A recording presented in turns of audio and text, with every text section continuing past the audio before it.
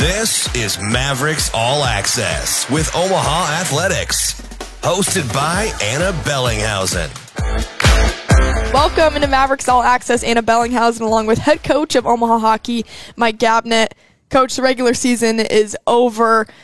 You come back from North Dakota, but you get another chance with them at home when it really matters in the NCHC playoffs. How do you assess this entire season and just where this team is mentally and physically? Yeah, obviously a great season, regular season for the guys to be finishing third place in the NCHC and obviously competing right up to the last game there for second place even. So just a really good group for 12 newcomers this year, and just the way they've grown all year long. Just so much to be proud of. But again, hey, the season's not done, right? So we're excited. Our focus has definitely shifted for the playoffs there. And as you mentioned, coming off a really hard fought series against North Dakota, 2 one-goal games, one of them being overtime, and obviously a very good team with North Dakota as well. So if you would have said that we'd have home ice and face North Dakota in the first round, you probably wouldn't believe that with those guys being out of the top 4. So, right. So yeah, really looking forward to, like you said, another crack at them there, and I know the guys are really excited to play this weekend. There was a lot of shifting around in the NCHC rankings all year long, and we talked about in the last show, just the preseason ranking, UNO was picked 7th out of 8. Obviously, no one paid attention to that on this team. Mm-hmm. What do you think it was about the mentality of the guys game in and game out, especially playing, like you mentioned, those close ones and coming away with a lot of them down the stretch?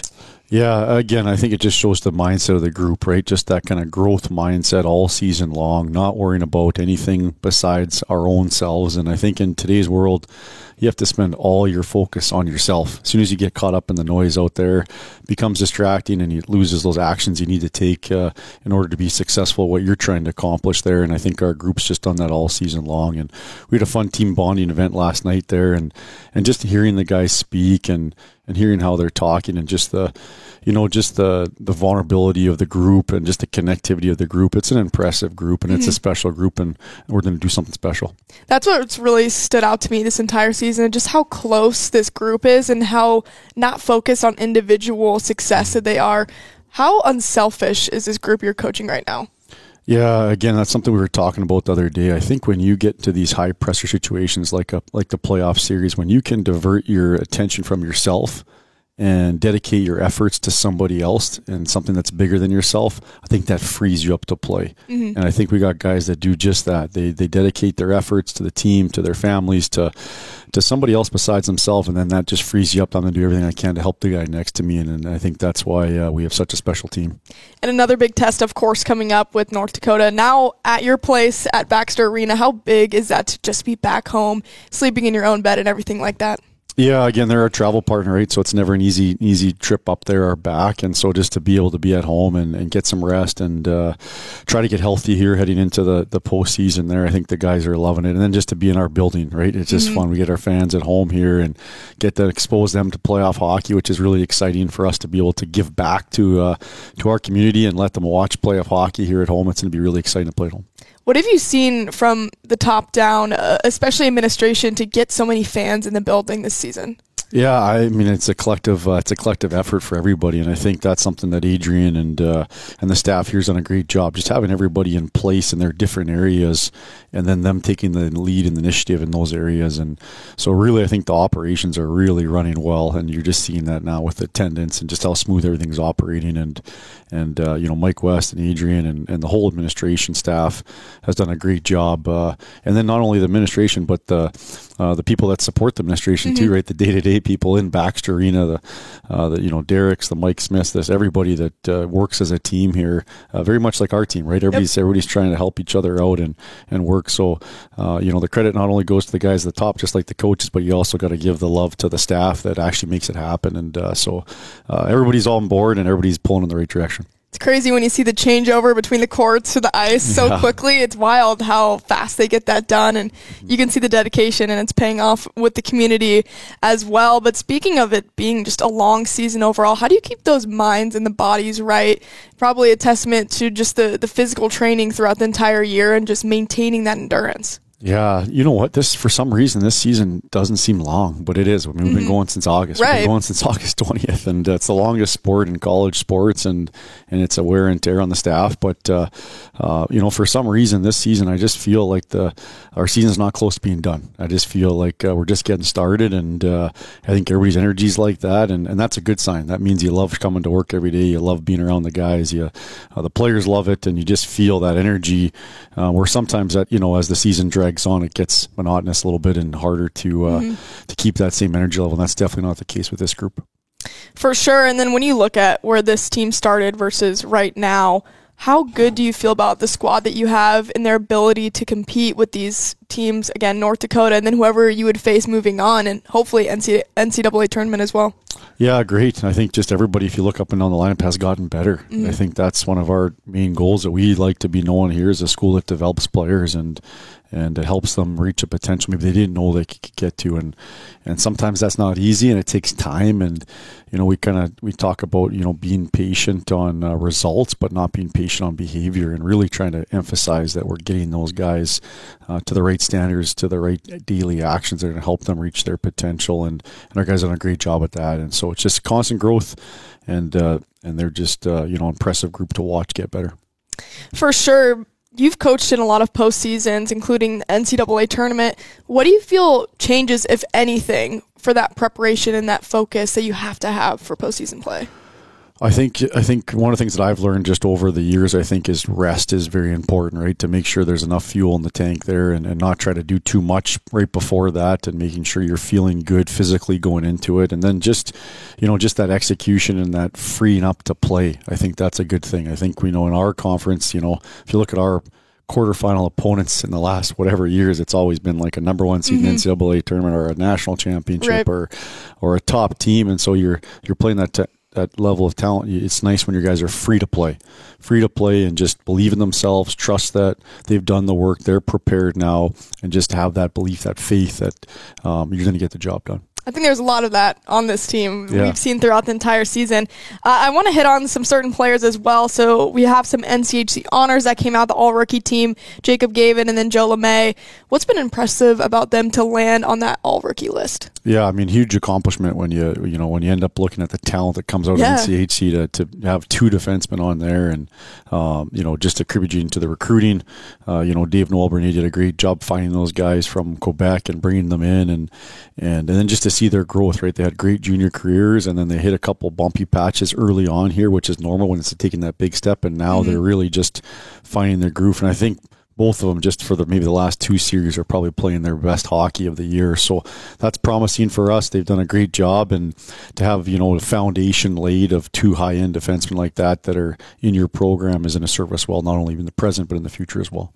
Do those people feel like some of those rare finds in college hockey to have rookies, freshmen that can play so well their first year when they're just kind of figuring out how everything works? Sure. Yeah, I think usually that helps teams get over the hump. Yeah. Whenever you have a good group of returners or solid guys, but then when you have those contributions from those freshman players, it makes a huge difference. So, we got, Simon doing good as a freshman, a couple forwards up front, and you look it up and down our lineup, we're usually one of the younger teams in the game, and I think everybody's done a great job contributing and help us be successful. Yeah, you just mentioned Simon, NCHC honorable mention team, along with Jack Randall, a guy who's just been tearing it up on the goal list this season. What can you say about those guys and just their work ethic they bring every day?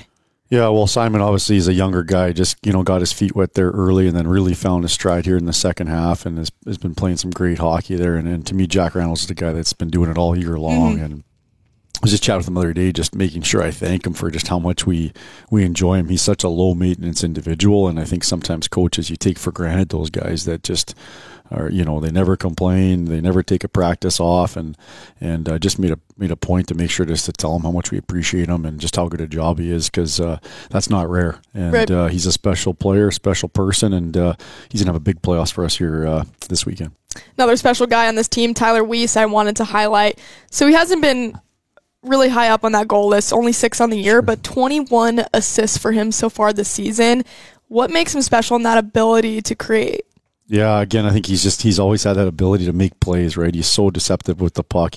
We call him a transporter, right? He's one of the best at skating that puck through the neutral zone and making plays. And although he did one in practice I didn't like, but other than that, he's great, right? He has that ability to make that play. And sometimes those guys need a little bit of freedom, right? They're gonna make some turnover, some mistakes, but at times they can make those plays. And he's one of those guys that has that ability there. And as you said, he's done a great job with the assist category there, and he's working, I know, hard on his shot and wants to be that dual threat, so to speak, right? And, so hopefully he can keep contributing not only in the assist category, but the goal category as well. I watched the senior day video. Did you get a chance to watch that and what all the guys kind of talked about with the program? Yeah. You got a chance to? Great.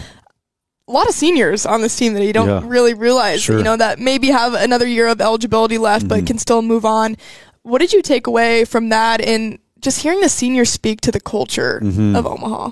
Yeah, I mean, that's what's special, right? That's what kind of tugs on the heartstrings a little bit when you hear those guys talk about their experience. And we kind of talked about it last night. As a coach, you want to make these players better than you ever were, right? You want to do the things for them and help teach them the things that maybe you didn't do a good enough job of when you were a player. And so they get a chance to, experience the success at the highest level for themselves. And so that's something that we really want to see the guys do, right? Everything we do is designed to help the players get better, help our team get better. And when you hear them kind of talking about the culture and just the close-knit and bringing in good people, and I know our recruiting philosophy is we've turned down some kids that, probably could help us win a couple of games, but we didn't feel like was a culture fit for us. And again, you got to look at what your values are, and are you that much worried about just wins and losses, or do you want to build something special that really makes an impact? And coaches will say that, and administrations will say that, and few actually mean it.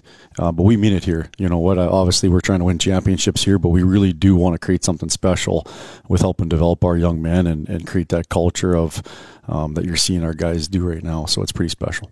Another guy that's important to the culture, Jacob Zab, and we got to see the coolest moment, I think, ever of Omaha hockey.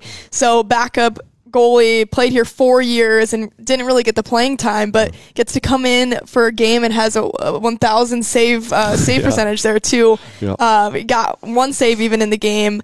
Take me through that moment first, and then we can speak to what Jacob's meant. Yeah, again, just a cool moment. Again, no disrespect to Duluth, but we got up by a few goals there, and it was perfect timing to get Jacob in. And Bennett Hamburg kind of mentioned the clock, and we looked at it and I thought, absolutely, let's get him in. And so just special, right? A guy that, like we talked before, just gives everything to everybody else and is just trying to help the program get better. And that's a special person and special player. And just for us to give back to him and give him that moment to play. And obviously it was great that he got a shot, and he was pretty jacked after the game. And those are just fun moments, right? And I think at times when you're so focused and you're in such a battle to be good in the program, there's so much pressure for everything, to celebrate those special moments is pretty special. And I'm so grateful that we got to give back to him what he gives us all the time. Right. It's so special having those guys that just stick with the process and keep going. Maybe they're not getting the playing time that they want, but they're still showing up every single day. Would you consider Jacob a guy that's a culture builder for this team and this program that you want to see carry on? Yeah, absolutely. And you got to remember, your athletic career is relatively short compared to your lifespan. And so just the characteristics that he has are going to pay him back in spades in his future and whatever he pursues. And not only that, but and just the friendships that you make. When I'm hanging out with my buddies, we don't hang out with the guys necessarily that had the most points in school, or we don't care about that. It's like, who is a good person, who is a great teammate, who helped you get better, who supported you when you need it. Those are the guys that you remember and you care about, rather than just the statistics of how many games they played or didn't play. And so he's got a lot of lifelong friends in that room, and he's going to be real successful in whatever he chooses to pursue after college. Well, Coach, still got postseason play right ahead. Biggest keys for your team that you're focusing on going into this next best 2 of 3 with North Dakota? Yeah, I think just, again, like I kind of mentioned earlier, just making sure we're kind of going in feeling good health-wise there. We got a couple injuries right now that are really, that we're trying to figure out who's going to play where, but that's a little bit unfortunate, but that's how it works at this time. And so other guys are going to have to step up and play. So just making sure we're putting our guys in the best chance to be successful here. And then just, I think, focus on us And I think, like I mentioned earlier, when you focus your mindset on, getting out of your own ego and out of your own way and just being a great teammate and playing for the guy next to you and playing for the program and just leaving it all on the line, then you're okay with where the results fall. And but if I think that also frees you up to have some good results happen. So that's our focus here heading into the weekend. Well, we're hoping for that. Not many tickets left, so make sure you go grab yours. Best 2 of 3 series right here at Baxter Arena against North Dakota. Not to be missed. Thank you so much, Coach, for joining. All right, thanks for having me.